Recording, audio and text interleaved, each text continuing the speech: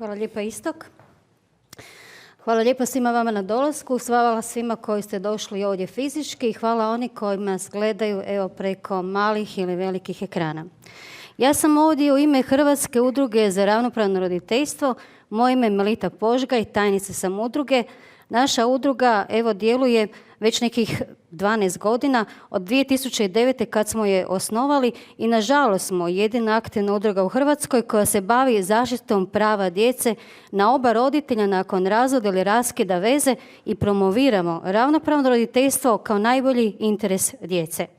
Naš rad temelji se na 12-godišnjem iskustvu, ali isto tako na nečem što je jako važno, a to su različita znanstvena istraživanja koja se provode u posljednjih 30 godina, koja nam potvrđuju važnost ravnopravnog roditeljstva za pravilan psihofizički razvoj djeteta. Naš rad se ne temelji se na floskulama majka je majka, dajte dite materi, mi ono što govorimo iza nas stoje znanstveni radovi koje svakodnevno čitamo i na koje se naravno referiramo. Ono čemu mi govorimo još 12 godina, to je zašto je dobro ravnopravno roditeljstvo. Ono omogućuje svakom roditelju, to je svakom djetetu, ostvarivanje maksimalne kvalitetne emocionalne veze sa oba roditelja kroz sve zajedničke aktivnosti u životu roditelja.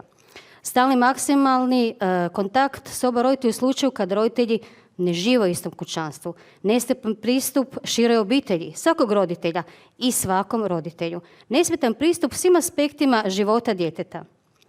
Kada kažemo stalni maksimalni kontakt s oba roditelja u slučaju kada roditelji ne žive u istom kućanstvu. I ne moraju. Mi razvodom odemo svaki na svoju stranu. Ali naše srce ostaje uz naše dijete. Zašto u naše djeci ne bi pružili dva doma puna ljubavi? Naše udruzi, što je jako važno, javljaju se roditelji iz cijele Hrvatske. Gospodin Mertelj, gospodin Istok, to su društva očeva. Mi smo udruga roditelja. Ja sam, dokaz tome sam ovdje ja, koja sam žensko, koja sam tajnica, koja radim u udruzi evo već 7 godinu, ali ono što je jako važno, a to je da se naše udruzi javljaju i mame, i tate, i bake, i djedovi, i svi onima kojima je važna zaštita prava djece na oba roditelja. Ciljevi su vrlo jasni. Promicanje ravnopravnog roditeljstva u svakom slučaju. Zaštita prava djeteta na cjelovitu obitelj, bez obzira žive li mama i tata zajedno. Pomoć djeci i njihovim obiteljima u ostvarivanju ravnopravnog roditeljstva i naravno što je jako važno, a to je potaknuti društvo da razumije i da učinkovito rješava ove probleme s kojima se mi susrećemo. Mi se zalažemo da se u Hrvatskoj kao drugim naprednim svjetskim zemljama uvede to zajedničko fizičko skrbništvo već na prijedlog jednog roditelja. Da se u centrima za socijalnu skrb i sudovima primjenjuje Europska konvencija o ostvarivanju dječjih prava. Da se djeci omogući opsežno vrijeme s oba roditelja, sa mamom i sa tatom. Da se prestane sa šikaniranjem i diskriminacijom djece i roditelja, posebno, nažalost, očeva u centrima za socijalnu skrb i na sudovima. Da se zakoni koji se odnose na ovu problematiku provode dosljedno, ne selektivno, odnosno da postoji praksa koja se temelji na važećem zakonu, konvenciji i Ustavu. Isto tako da se prestane privoditi očeve, gospodin Andrej, isto u Hrvatskoj, na temelju lažnih optužbi za nasilje. Da se definiraju kriteriji na temelju kojih se određuje koji je roditelj podobniji, da mu se dijete povjeri na zajednički život, te da se na svim sudovima formiraju obiteljski sudovi koji će se baviti isključivo ovom problematikom i na kojem će raditi osobe koje su za to i educirane.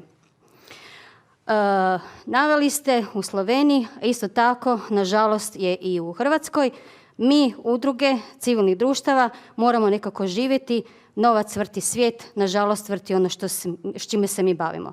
Mi zato pišemo evo projekte kojima želimo ne samo financirati naše aktivnosti, nego pružiti pomoć i podršku roditeljima. Projekte koje smo mi provodili većinom su u stvari i najviše usko vezani uz temu ravnopravnog roditeljstva. Pravo djeteta na ljubav i brigu oba roditelja je osnovno ljudsko pravo. Prema Konvenciji Ujedinjenih naroda o pravima djeteta svako dijete ima pravo na roditeljstvo koje promiče njegovo dobrobit i puni razvoj potencijala.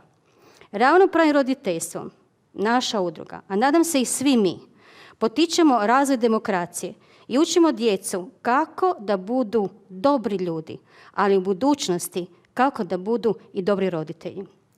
Projekti kojima smo mi počeli bili su financirani i od donacija i od sponzorstava, ali i od Ministarstva za demografiju, od Grada Zagreba. To je bio projekt Ja ću jednog dana biti tata, kojem smo dali podršku očevima o ostvarivanju ravnopravnog roditeljstva 2019. godine.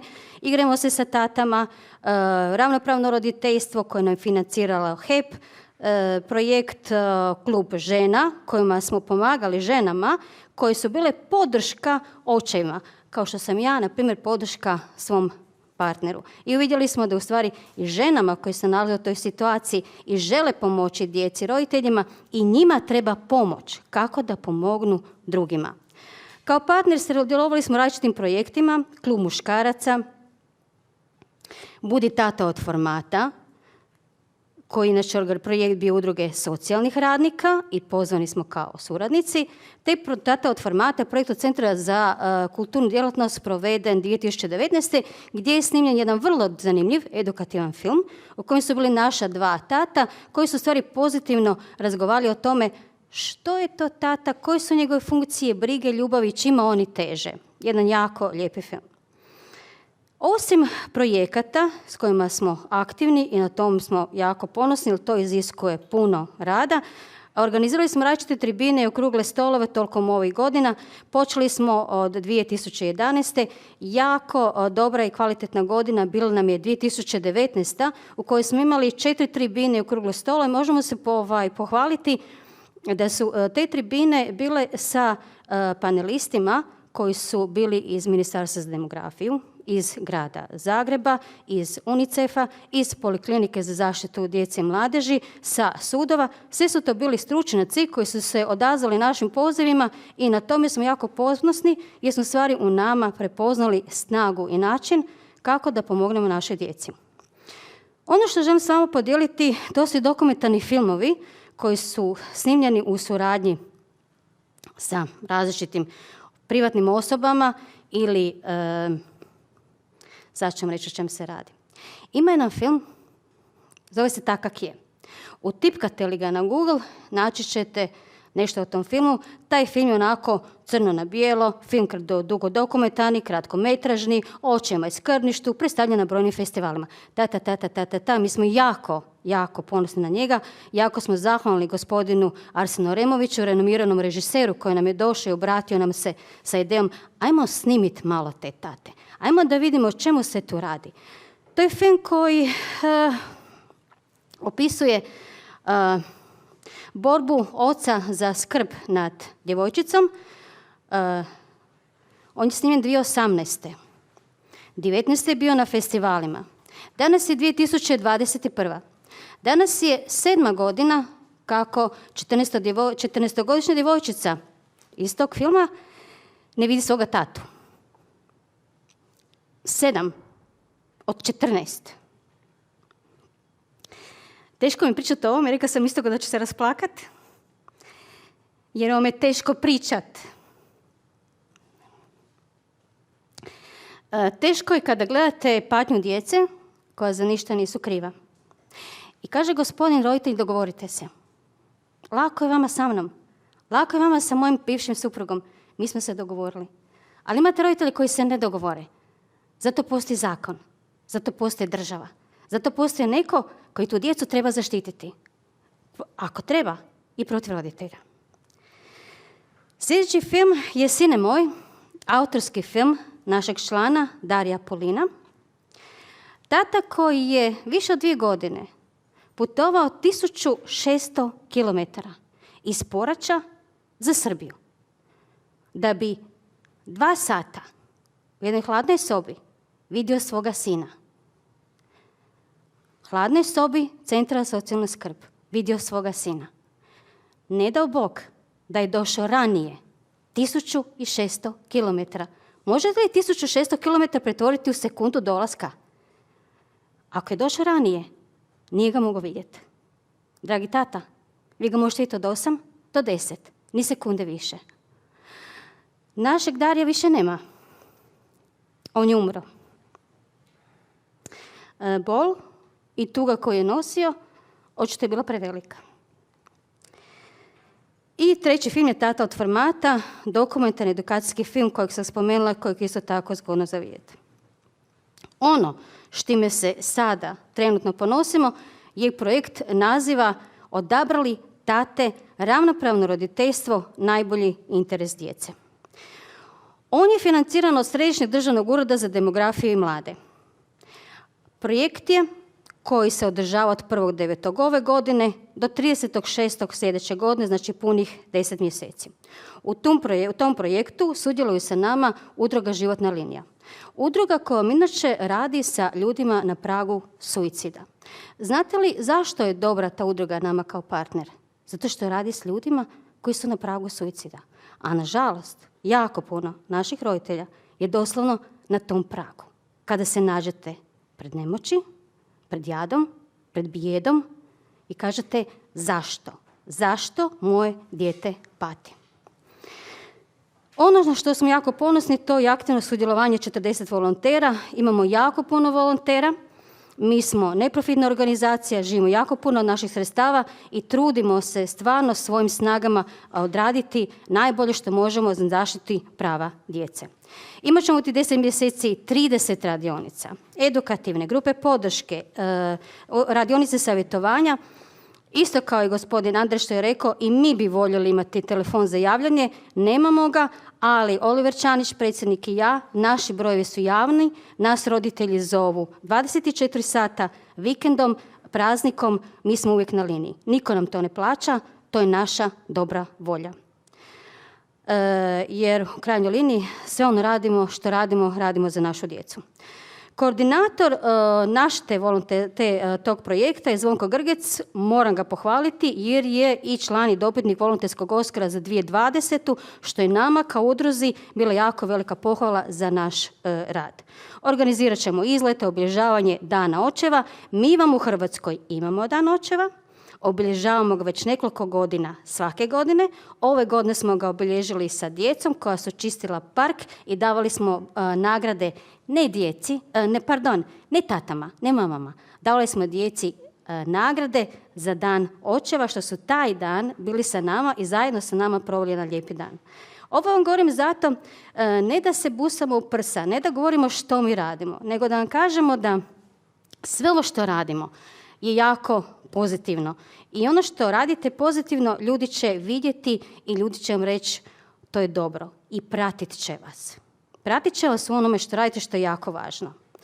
Inače se projekt provodi u Zagrebu i Zagrebačkoj županiji, što je nama fizički daleko lakše i zbog dolaska na radionice.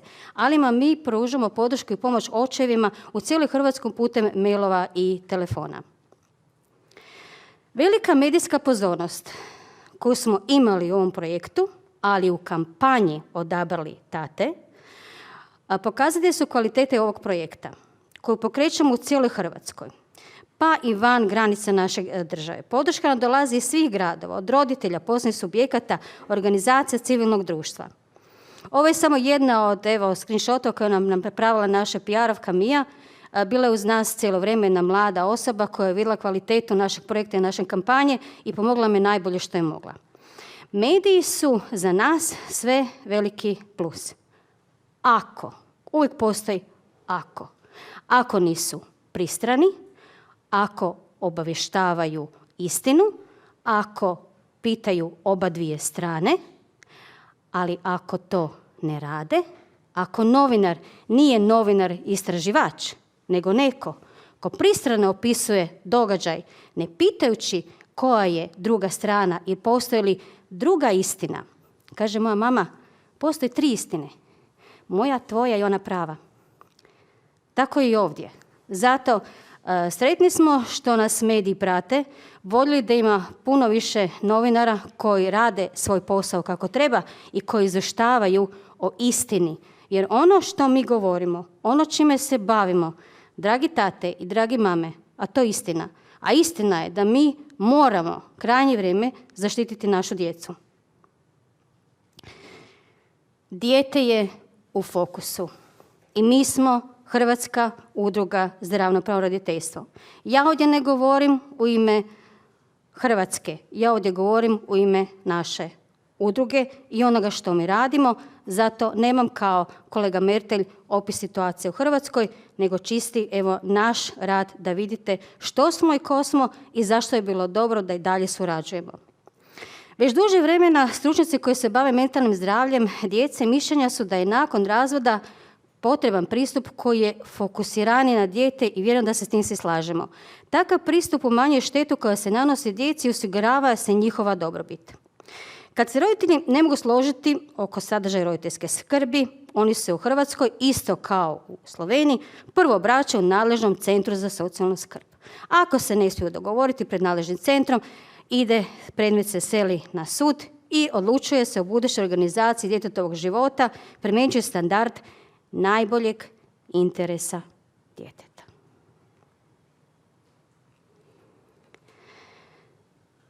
Međutim, problem je u tome da je taj standard izrazito nejasan i neodređen. Kad ih pitate, a šta je to najbolji interes djeteta?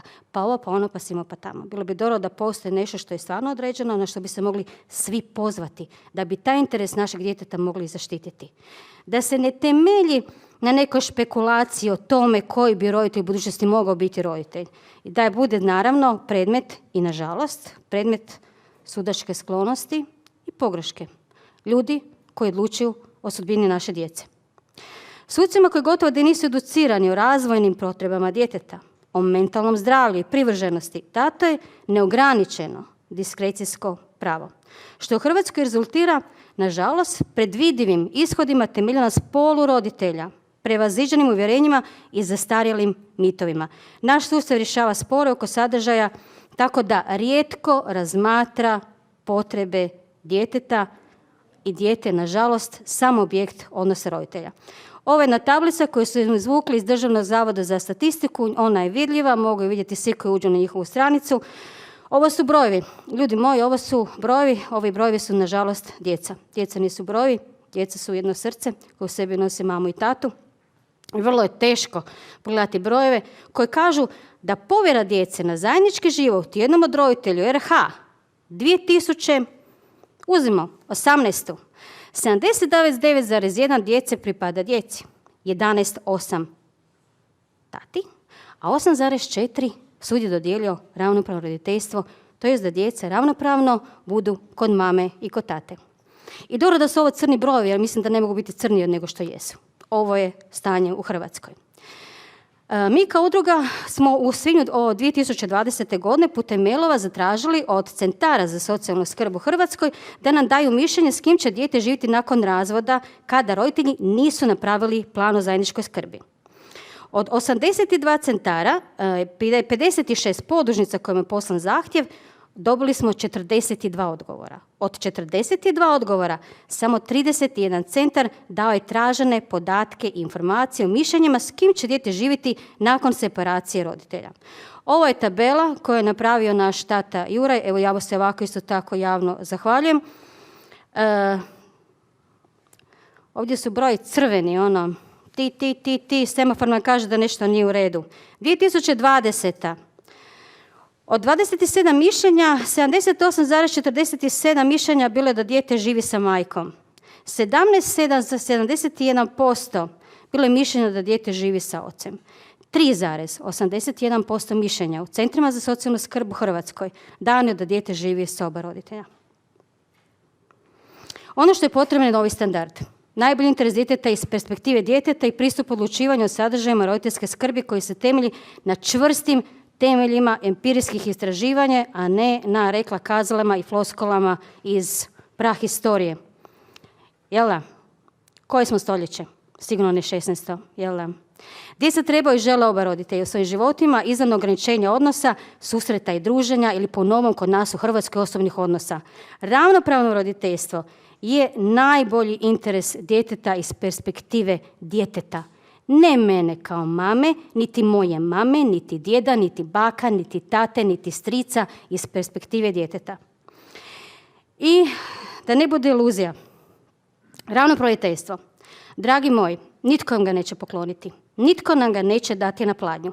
Došlo je vrijeme da se za njega izborimo. Da se za njega izborimo zajedno. Zato sam jako sretna što smo došli ovdje. Hvala svima, pogotovo Istoku koji je ovo organizirao. Veselim se svim panelistima za koje vjerujem da ćemo čuti jako dobre i izvrsne riječi i potporu i podršku svim roditeljima, a pomoć i zaštitu naše djece. To bi bilo sve od nas. Hvala vam lijepa na pažnji.